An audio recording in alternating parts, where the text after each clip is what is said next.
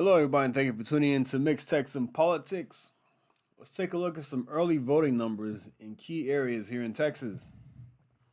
All right, some Dallas Morning News. First week's early voting fails to match 2018's record turnout in key North Texas counties. Let's check this out. Early voting in key North Texas counties through the first 7 days was down significantly from the 2018 midterm elections, according to new figures from the Texas Secretary of State's office. The biggest drop off was recorded in Dallas County, where through Sunday, only about 211,000 voters cast ballots, a 35% decrease from more than 323,000 cast in the same period 4 years ago. The smallest shrinkage was in Denton County, where more than 124,000 people voted early in person or in sent in mail in ballots, compared with almost 136,000 in 2018, a 9% decrease. All right, let's keep going here. Statewide experts are expecting a lower turnout this year than in the record smash in 2018 midterm election, in which nearly 8.4 million Texans voted, a 77 spike over the 4.7 million voting in 2014. Early voting ends Friday, and there was rainy weather in North Texas on two of this year's first 7 days, which typically cuts into turnout. Campaign experts note there is still time for a late surge. But as a percentage of registered voters, Republican data analyst Derek Ryan said over the weekend that he could see the 2022's midterm winding up at 36.5%. That would be far short from the 2018's 53%, but a return to the levels seen in midterms between 2002 and 2014, when voter turnout hovered around 35%. After Dallas County's 35% drop off, the county that has seen the biggest difference is Collin County. After 7 days in 2018, 180,000 people had voted. This year, that number shrank to just 140,000, a dip of 23%.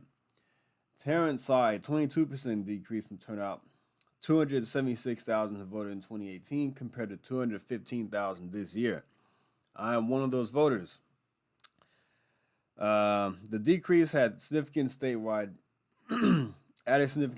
because Texas added almost 1.9 more million voters since 2018.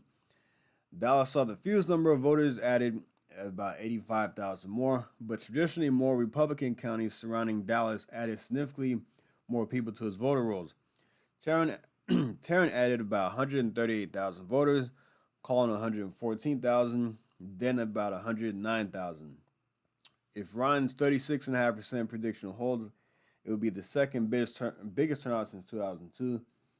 In the 2010 midterms, 38% of Texans voted. In 2002, a little over 36% cast a ballot.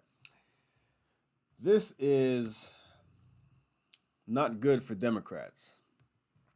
Jumpin' Jack Flap / Beto Robert, whatever his name is, Robert Francis, he's going to these colleges and these big cities.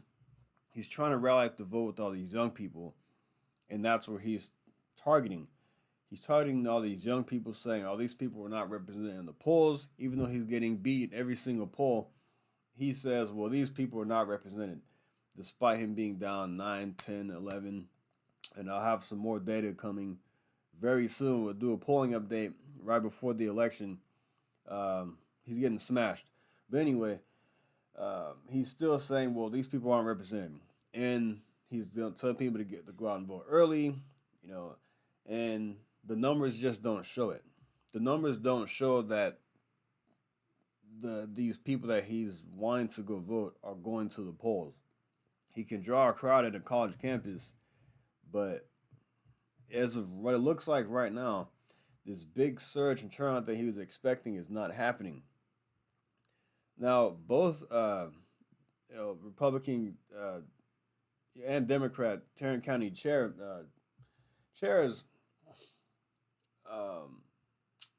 are saying the same thing, that it's likely that people are turned off by mail-in voting. Obviously, Republicans are turned off by mail-in voting from what happened in 2020, with all the mail-in ballot scheme. And then there's a new voting law here in Texas, and some people are probably waiting or going to the polls instead or waiting till election day. But as of right now, it is not going to hold up to what 2018 was, which we saw record turnout here in Texas. And 2020 during the presidential year, we saw huge turnout in a lot of for the presidential election. And Democrats won high turnout, but Republicans still won 2020 pretty handily with high turnout. With 11 million people voting in 2020, Republicans still dominated the state. So turnout doesn't always mean a good thing for Democrats. Yes, they can get voters to the polls, but Republicans get them out in higher numbers, as we saw in 2018 when Greg Abbott won a record amount of votes for the governor's race. Even though Beto Jumping Jack Flat came within 2.6 percentage points, Ted Cruz still had 4.2 million votes. Yeah, so a high turnout doesn't always mean a good thing for Democrats. It just means Republicans are going to turn out in even higher numbers.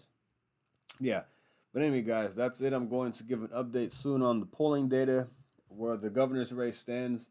I just want to give an update on what the first week of early voting looks like here in Texas, and it does not bode well for Democrats. And as of right now, it looks like Republicans are going to cruise to a victory on November 8th. We'll see what happens. All right, guys, thanks for listening. Like and subscribe, and I'll see you next time. Thank you. Take care.